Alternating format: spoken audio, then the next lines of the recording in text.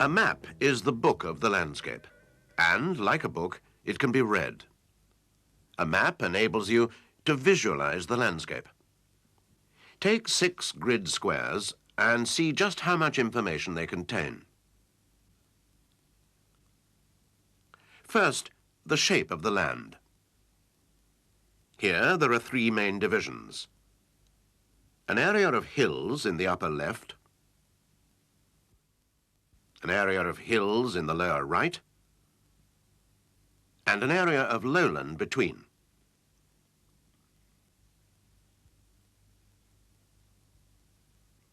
The main feature of the upper left is a knoll.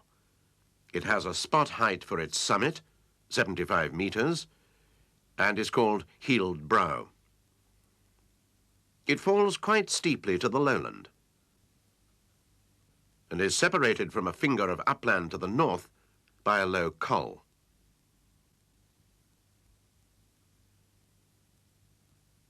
The other area of upland is higher, but slopes more gradually to the lowland.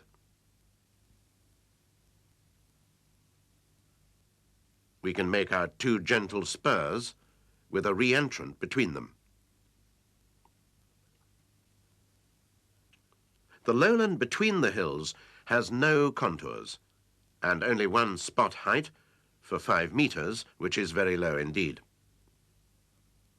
Most of the lowland, too, is covered with a marsh symbol, which tells us the land is flat and poorly drained.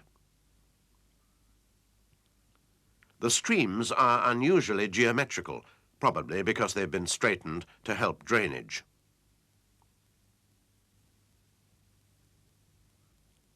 This is the skeleton of our landscape. Now clothe it. Woodland. Woods cover about half of our upland. They obscure the physical shape of the land, though they can't entirely hide it. Woodland always affects visibility. Communications. A railway crosses our area north to south. So does a road. Another road crosses the col. Road and railway cross the stream by bridges, and the railway has an embankment here too. Habitation. The long, straggling village of Silverdale appears in our extreme top left. Around it, assorted separate farms and houses. There's only one other village, the much smaller one of Cragfoot. This is the map as we see it, built up from the various features we've singled out. But there's a snag. The mapmaker's view is a bird's eye view, an aerial view as from a helicopter. But we're on the ground, and so we have to adjust our visualization of the map.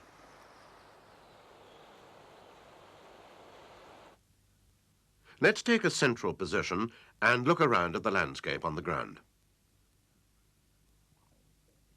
We'll stand by this level crossing.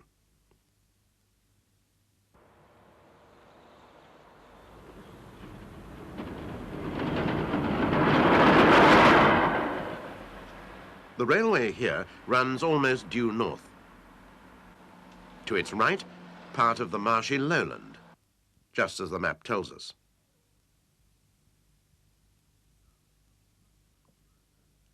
Now we'll look clockwise round our area.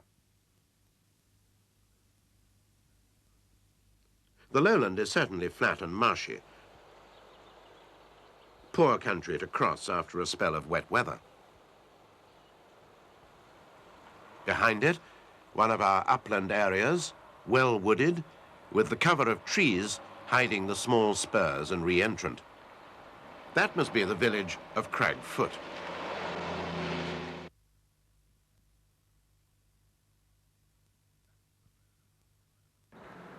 Back to the road across the lowland and on to the embankment which carries the railway across the stream.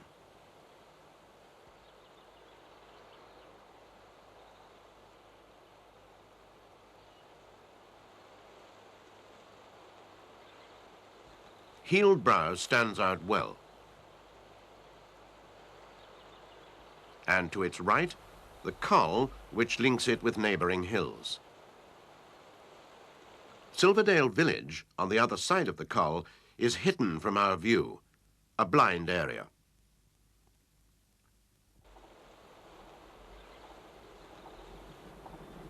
And so, back to where we started.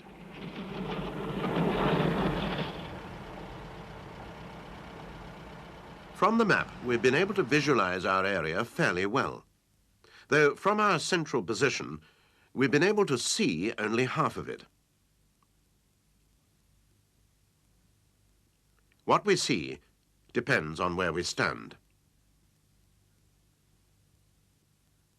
So let's move northwards, near to Silverdale railway station, where the ground is a little higher.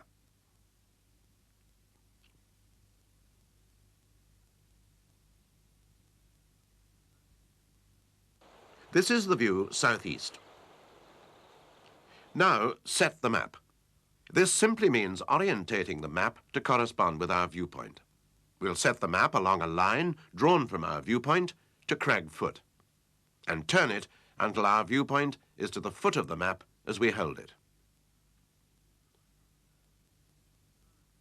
The line on the map and our actual line of view should correspond. When they do, the map is set and easier to read. To our left, the marshy lowland, with wooded hills behind, much as we saw before. Crag Foot again, and the road, and railway. While because we're higher, we can now see across the lowland to Morecambe Bay. But we're looking along the second piece of upland rather than at it. So Heald Brow and the Coll are in a blind area. The map can tell us this. It can indeed tell us what we can see of a landscape from any single viewpoint.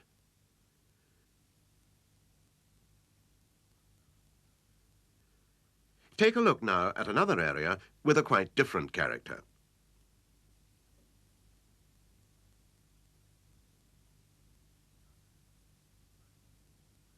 Our position is by this small road junction, and we're looking north.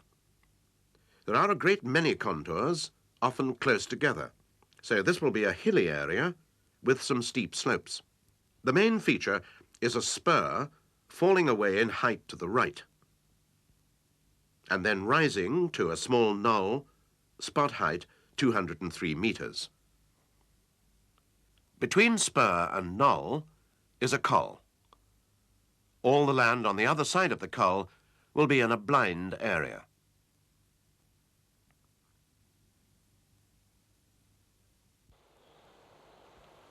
Just what we see. Spur, falling to the right,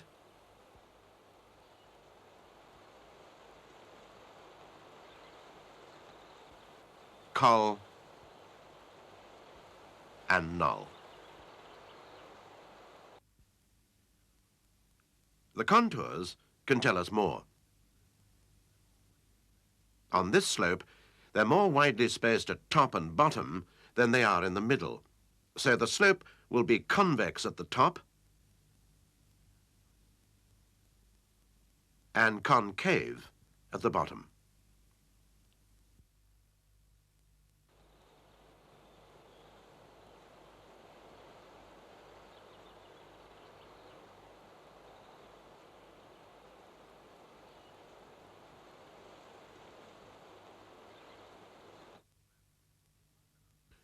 Parts of the slope will be steep enough for cliffs.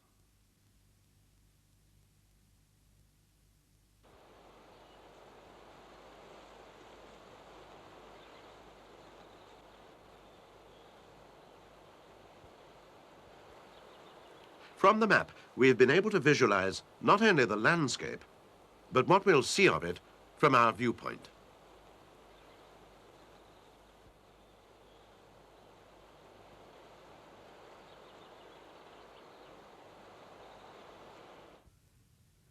Now for two areas of ground which are not all they might appear to be from a glance at the map. First, around Killington Reservoir. Our position is on this small spur, looking southeast across the lake with the motorway behind us. Next, set the map. This is an upland area. We're standing by the 230-metre contour. Most of the land before us is about the same height. The lake has two islands, one quite large, both wooded. To the left is the valley of a stream entering the lake. The highest point is a hill, spot height 236 metres. Overall, there's a lack of marked features. We're quite high up, but the land is rather flat. The actual view confirms this. There are the two islands, but the hill hardly stands out at all. It's a gently undulating stretch of fell country, high without being hilly.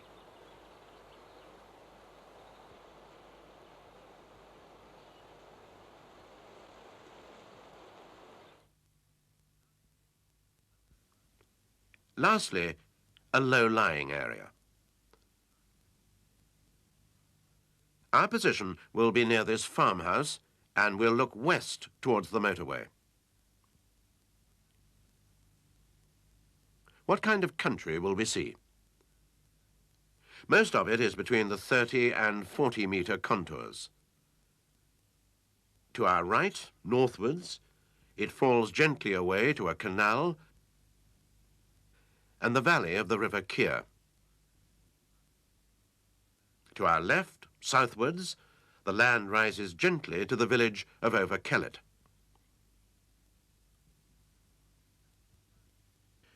Before us stretches 1,000 metres of country, with only one contour line for 40 metres to indicate any degree of undulation. The ground would seem to be pretty flat. But it isn't. This is the view from our position, turning from looking west to looking north. We can see barely 100 metres, never mind 1,000. The road down to the Keer Valley seems, if anything, to slope upwards away from us. To our left, southwards, it's the same picture of essentially rolling country. There are quite a few trees, too, which the map doesn't show, but which do affect visibility. While behind the farm, there's even a small cliff about 10 metres high, and a distinct feature of the landscape, but still not quite big enough to be included on the map. So contours can't always tell us what we want to know about the shape of the land.